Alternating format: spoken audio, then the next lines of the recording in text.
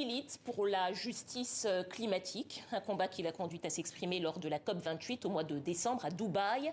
Elle défend également les droits de sa communauté, les GA, communauté tchadienne en première ligne face à l'insécurité environnementale.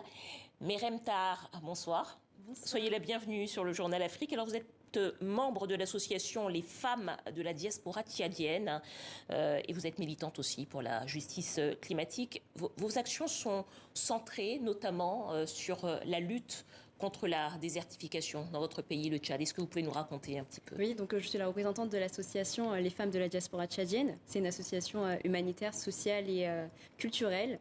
Donc en fait, dans cette association, on a remarqué que l'environnement était quelque chose de très important parce qu'elle touche la sécurité alimentaire, elle touche l'accès à l'eau potable, l'accès à la santé également.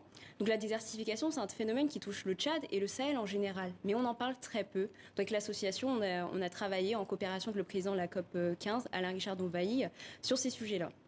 Alors, vous êtes issu de la communauté GA. Au Tchad, c'est une communauté qui est particulièrement exposée à l'insécurité alimentaire autour du lac Tchad notamment, donc dans toute la région sahélienne. À quoi sont-ils confrontés précisément? Exactement, donc je suis issue de la communauté autochtone qui sont les GA. Donc c'est 5 régions du Tchad, c'est le Tibesti, le Borkou, l'Enedi, le Kanem et le Bahr el Ghazal. Et on en parle très peu. Donc en fait on a l'avancée du désert, donc on a besoin par exemple tout ce qui est en train de se faire au niveau de la réforestation et la plantation d'arbres pour lutter contre cela, mais également aussi l'agroécologie. On a besoin en fait pour assurer la sécurité alimentaire de faire face à ce phénomène.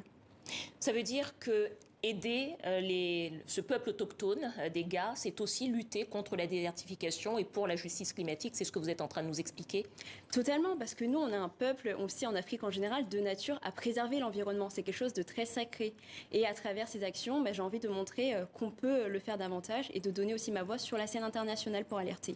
Cette zone du lac Tchad est aussi une zone où sévissent des mouvements rebelles et des mouvements terroristes.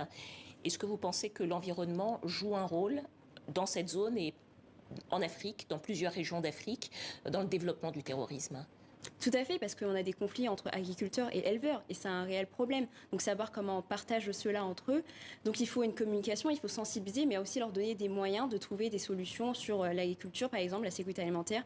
Et on le sait, à chaque fois qu'il y a des manques de moyens, ça crée des conflits.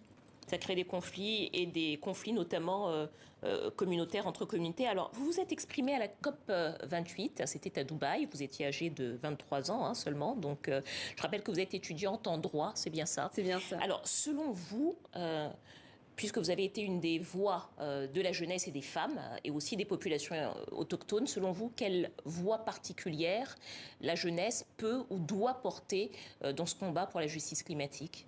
Je ne cesse de le dire, on est quand même une jeunesse qui est consciente de l'avenir et on est une jeunesse aussi qui a envie davantage de parler, mais on ne donne pas assez l'espoir.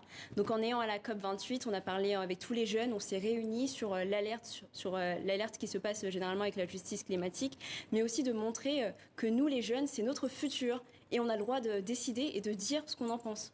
Vous avez eu le sentiment d'avoir été entendu? Malheureusement, non. On est en train de partir sur la COP29. Donc ça veut dire qu'on a encore un problème au niveau des décisions qui sont en train d'être faites. Et on espère qu'on va pouvoir encore amplifier nos voix davantage. Mais encore combien de temps? C'est bien ça le problème aussi.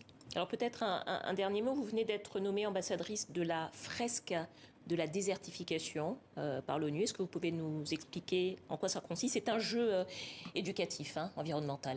C'est ça. Donc la fresque de la désertification, c'est un fruit d'un partenariat avec la présence de la COP 15 désertification et l'entreprise Cento Green, avec tous les scientifiques qui le font, le CJR, mais également l'agence sénégalaise pour la réforestation et le partenaire financier Foxrocks. Donc, en fait, cette fresque, c'est un jeu interactif et nous permet de sensibiliser sur les questions de la désertification. Et c'est d'ailleurs le président de la COP 15 qui m'a nommée ambassadrice. Et en tant qu'ambassadrice, comment est-ce que vous allez vous saisir d'ailleurs de ce rôle, de cette fonction pour porter cette bonne parole de la lutte contre la désertification et pour la justice climatique? Comme je suis une jeune, en premier lieu, ça va être sur mes réseaux sociaux, d'en parler encore plus sur mes réseaux sociaux, mais également d'être présent sur le terrain et de rassembler d'autres jeunes, de venir et de montrer aussi tout ce qu'on fait également sur le terrain. La jeunesse africaine vous paraît de plus en plus engagée pour ce combat de la justice climatique? Tout à fait, mais malheureusement, je trouve qu'à l'instar des pays anglophones, nous, la jeunesse francophone, on est très peu visibilisés. On ne nous entend pas assez et je pense qu'on devrait vraiment travailler tous ensemble pour pouvoir faire hisser nos recommandations. Merci beaucoup, Merem Tar, militante tchadienne pour la justice climatique. Je vous remercie. Merci à vous.